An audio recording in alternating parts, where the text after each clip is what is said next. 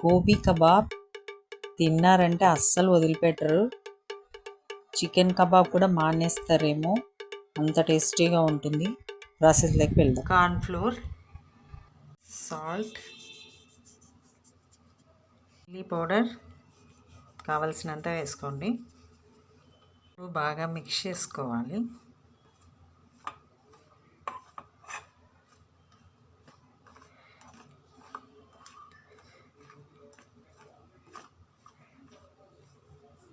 Water add చేసుకోవాలి.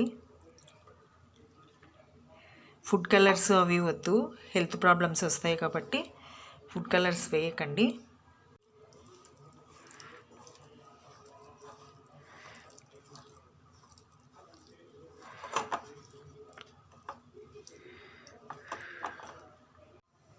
ఇలా కలుపుకోవాలి.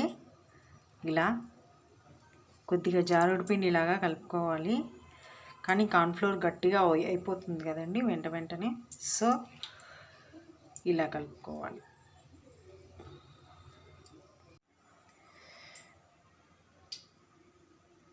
కాలీఫ్లవర్ మనకు కావాల్సిన సైజులో కట్ చేసుకోవాలి.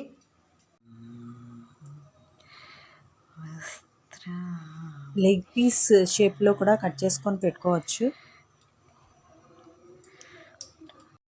నూనె మీడియం ఫ్లేమ్లో కాగే వరకు వెయిట్ చేయాలి. మీడియం ఫ్లేమ్లోకి రాగానే ఈ కాలీఫ్లవర్ని పిండిలో అద్ది కళాయిలోకి వేయడం స్టార్ట్ చేయాలి.